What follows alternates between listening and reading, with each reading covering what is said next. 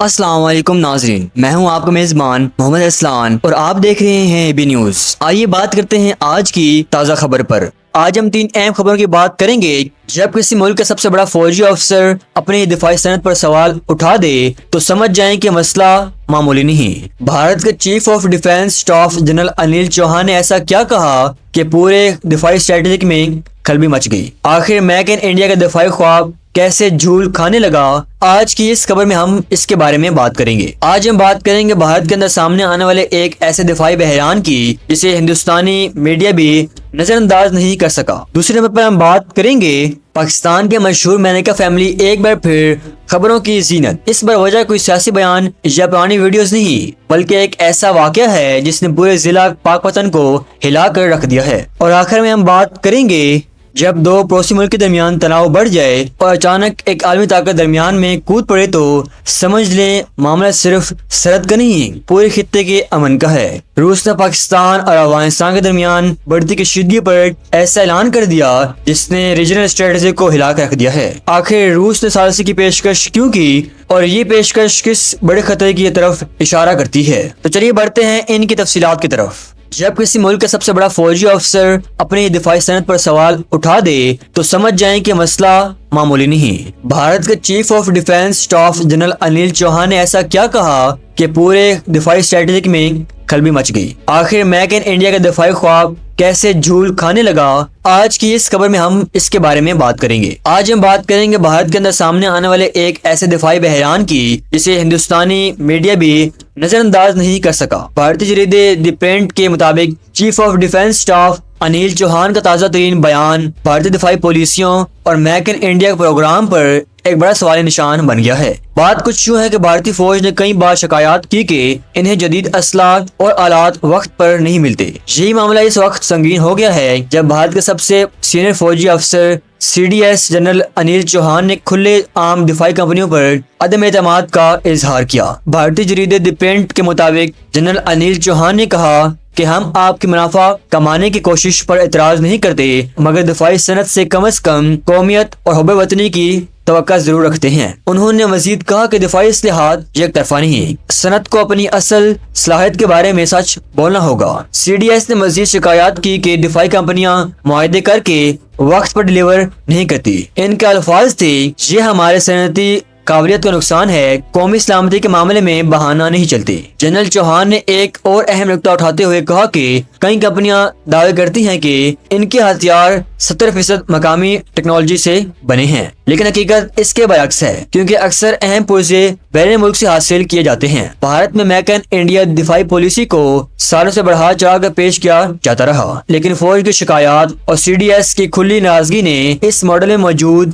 خامیوں کو بار بار بے نقاب کیا۔ بھارتی دفاعی کمپنیاں حکومتی فنڈز تو لیتی ہیں لیکن جدید ٹیکنالوجی اور عملی کارکردگی میں پیچھے نظر آتی ہیں۔ وقت پر اسلحہ نہ ملنے کی وجہ سے بھارتی فوج کے اندر مایوسی بڑھ رہی ہے۔ ماہرین کے مطابق اس صورتحال نے بھارت کی ملٹری ماڈرنائزیشن کے دعووں میں موجود کمزوریوں کو سامنے لا کھڑا کیا ہے۔ خطے میں طاقت کا توازن پہلے ہی حساس ہے، ایسے میں بھارت کی دفاعی صنعت کے اندرونی مسائل اور فوج کا کھلا عدم اعتماد اس بات کی نشاندہی کرتا ہے کہ موجودہ نظام کو شدید اصلاحات کی ضرورت ہے، ورنہ جدید جنگی صلاحیت، ٹیکنالوجی اور بہتر لاجسٹک صرف خواب ہی بن کر رہ جائیں گے۔ بھارتی چیف آف ڈیفنس اسٹاف کی یہ تنقید معمولی نہیں تھی، یہ ایک اندرونی الارم ہے کہ دفاعی منصوبہ بندی، انڈسٹری کی کارکردگی اور وقت پر ڈیلیور کے معاملے میں ہندوستان کو کافی کام کرنا ہوگا۔ اس بیان نے بھارت کے میک ان انڈیا دفاعی پروگرام کی بنیادوں میں ہلچل پیدا کر دی ہے۔ اب دیکھنا یہ ہے کہ بھارتی حکومت اور دفاعی کمپنیاں اس تنقید کا کیا جواب دیتی ہیں اور کیا عملی تبدیلی سامنے لاتی ہیں۔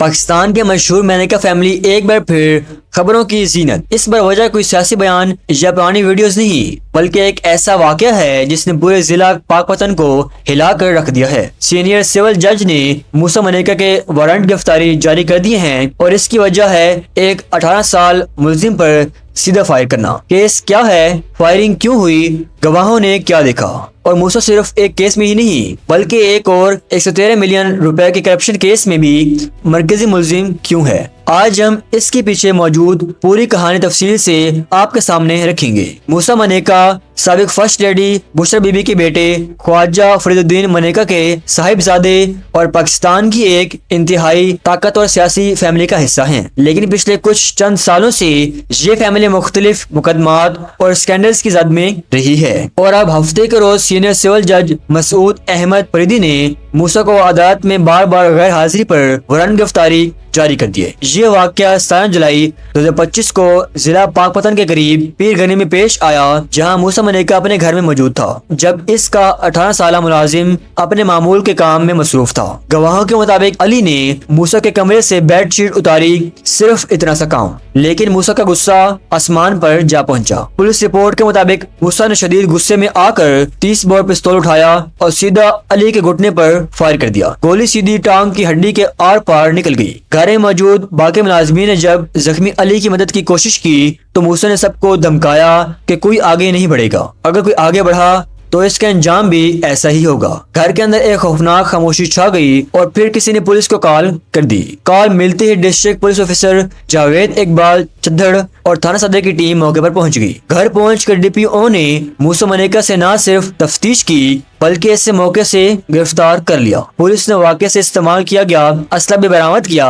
ادھر ریسکیو 112 نے شدید زخمی ملازم علی بہادر کو فوری طور پر DHQ اسپتال منتقل کیا۔ علی کے والد منصور کی مدیت میں تھانہ صدر پاک پتن میں سیکشن 324 سمیت سنگین دفعات کے تحت مقدمہ درج کر لیا گیا۔ مقدمہ درج ہونے کے بعد موسیٰ منیکا کو عدالت میں پیش کیا گیا، لیکن وہ بار بار سماعتوں سے غیر حاضر رہا۔ کئی نوٹس جاری کیے گئے مگر وہ پھر بھی نہیں آیا۔ آخر کار عدالت نے سخت قدم اٹھاتے ہوئے گرفتاری کا حکم جاری کر دیا۔ پولیس کو ہدایت کی گئی کہ موسیٰ منیکا کو 19 نومبر کو ہر حال میں عدالت میں پیش کیا جائے۔ یہ بات یہاں ختم نہیں ہوتی۔ موسیٰ منیکا صرف فائرنگ کا کیس نہیں بلکہ وہ اپنے والد خواجہ فرید اور بھائی ابراہیم منیکا کے ساتھ 113.1 ملین روپے کے بڑے کرپشن کیس میں بھی مرکزی ملزم ہیں۔ یہ کیس پچھلے 2 سال سے اینٹی کرپشن اسٹیبلشمنٹ میں زیر تفتیش ہے۔ دلچسپ بات یہ ہے کہ ابراہیم منیکا اس کیس میں اشتہاری قرار دیے جا چکے ہیں اور رپورٹ کے مطابق وہ اس پہ فرار ہو چکے ہیں۔ اس کرپشن کیس میں اور بھی نام شامل ہیں ایکسائز انسپیکٹر اللہ نواز پٹواری، محمد اشرف، اوقاف مینیجر شفقات۔ یہ ریفرنس سابق ڈپٹی کمشنر اوکاڑا نے 23 اگست 2023 کو جمع کرایا تھا۔ اب سوال یہ ہے کہ کیا پولیس موسیٰ کو واقعی گرفتار کرے گی؟ کیا وہ عدالت میں پیش ہوگا؟ اور کیا فائرنگ والا کیس اس کے لیے زیادہ مشکل ہے یا 113 ملین روپے کا کرپشن کیس؟ قانونی ماہرین کا کہنا ہے کہ عدالت کی غیر موجودگی میں فائرنگ کیس انتہائی سنجیدہ ہو چکا ہے اور وارنٹ گرفتاری کے بعد موسیٰ کے لیے واپسی کا قانونی راستہ مزید تنگ ہو چکا ہے۔ منیکا فیملی پچھلے کئی برسوں سے ملکی سیاست اور تنازعات کے درمیان گری رہی ہے، لیکن موسیٰ منیکا کا یہ واقعہ نہ صرف اس خاندان کے مزید مشکلات بڑھا رہا ہے بلکہ یہ سوال بھی پیدا کر رہا ہے کہ پاکستان میں طاقتور خاندانوں کے نوجوان کب تک قانون سے بالاتر رہیں گے۔ آپ اس واقعے کے بارے میں کیا سوچتے ہیں؟ کیا پولیس اور عدلیہ اس کیس کو مثال بنائیں گے؟ جب دو پڑوسی ملک کے درمیان تناؤ بڑھ جائے اور اچانک ایک عالمی طاقت درمیان میں کود پڑے تو سمجھ لیں معاملہ صرف سرحد کا نہیں، پورے خطے کے امن کا ہے۔ روس نے پاکستان اور افغانستان کے درمیان بڑھتی کشیدگی پر ایسا اعلان کر دیا جس نے ریجنل اسٹریٹجی کو ہلا کے رکھ دیا ہے۔ آخر روس نے ثالثی کی پیشکش کیوں کی اور یہ پیشکش کس بڑے خطرے کی طرف اشارہ کرتی ہے؟ روس نے پاکستان اور افغانستان کے درمیان بڑھتی ہوئی کشیدگی کو علاقائی امن کے لیے خطرہ قرار دیتے ہوئے باضابطہ ثالثی کی پیشکش کر دی ہے۔ یہ بیان صرف ایک سفارتی جملہ نہیں، یہ آنے والے ممکنہ علاقائی بحران کی نشاندہی بھی کرتا ہے۔ یہ بات سب جانتے ہیں کہ پاکستان اور افغانستان کے درمیان گزشتہ کچھ عرصے سے سرحدی تناؤ بڑھ رہا ہے۔ روس نے پہلی بار واضح الفاظ میں کہا ہے کہ یہ کشیدگی صرف 2 ملکوں تک محدود نہیں رہے گی بلکہ پورے خطے کے امن، تجارت، ٹرانزٹ اور سیکورٹی کو متاثر کر سکتی ہے۔ روسی وزارت خارجہ کی ترجمان ماریا زخارووا نے پریس کانفرنس میں کہا کہ خطے میں امن و استحکام روس کی ترجیح ہے۔ پاکستان اور افغانستان کے درمیان کشیدگی علاقائی سلامتی کے لیے خطرہ بن سکتی ہے۔ تنازع کا واحد حل مذاکرات ہے۔ ان کا کہنا تھا کہ روس ضرورت پڑنے پر مکمل ثالثی کرنے کو تیار ہے، یعنی اگر دونوں ملک چاہیں تو ماسکو باضابطہ طور پر مذاکرات کی میزبانی بھی کر سکتا ہے۔ دلچسپ بات یہ ہے کہ روس سے پہلے ایران بھی دونوں ملکوں کے درمیان مفاہمت کی کوشش کی پیشکش کر چکا ہے۔ اس کا مطلب یہ ہے کہ خطے کی بڑی طاقتیں پاکستان اور افغانستان کے تناؤ کو سنجیدہ خطرہ سمجھ رہی ہیں۔ روس کے ترجمان نے دونوں ممالک کو خطے کے اہم شراکت دار قرار دیا۔ اس کا مطلب یہ ہے کہ روس پاکستان کو اپنی مستقبل کی ریجنل پالیسی میں اہم سمجھتا ہے، افغانستان کو وسطی ایشیا کی سیکورٹی کا دروازہ سمجھتا ہے اور دونوں میں کشیدگی روس کے منصوبوں پر بڑا اثر ڈال سکتی ہے۔ یہی وجہ ہے کہ روس نے پہلی بار کھل کر مداخلت کی پالیسی اختیار کرنے کا عندیہ دیا ہے۔ اپنے بیان میں روس نے دونوں ممالک کو مخاطب کرتے ہوئے کہا کہ بات چیت کا سلسلہ جاری رکھیں، ایسی قواعد سے گریز کریں جو تنازعات کو بڑھائیں اور سفارتی چیلنج کو بند نہ کریں۔ یہ وہ جملہ ہے جس سے ظاہر ہوتا ہے کہ ماسکو صورتحال کو خطرناک موڑ کی طرف جاتا ہوا دیکھ رہا ہے۔ یہ پیشکش سامنے آتے ہی علاقائی تجزیہ کاروں نے کچھ اہم نکات پر روشنی ڈالی ہے۔ نمبر 1، روس نہیں چاہتا کہ پاک افغان تناؤ وسطی ایشیا تک پھیلے۔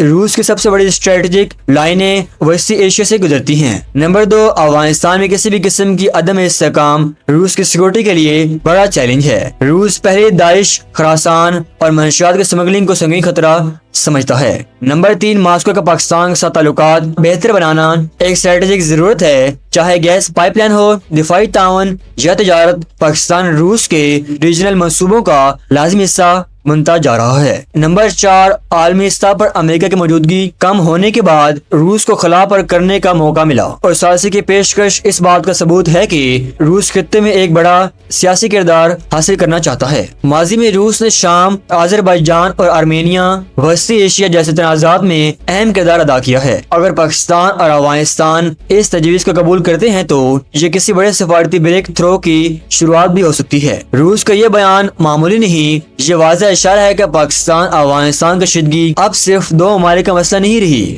بلکہ بین الاقوامی اہمیت اختیار کر چکی ہے۔ اب دیکھنا یہ ہے کہ کیا پاکستان اور افغانستان روس کے سازش کو قبول کریں گے؟ کیا خطے میں امن قائم کرنے کے لیے بڑے سفارتی فورم تشکیل دیا جائے گا؟ اور کیا اس پیشکش کے بعد کشیدگی کم ہوگی یا اس سے نئی سفارتی تبدیلیاں جنم لیں گی؟ آنے والے دن بہت اہم ہوں گے۔ یہ تھی اب تک کی مکمل تفصیل۔ جیسے ہی مزید خبریں آئیں گی ہم آپ کو آگاہ کریں گے۔ ملتے ہیں اگلی خبر میں۔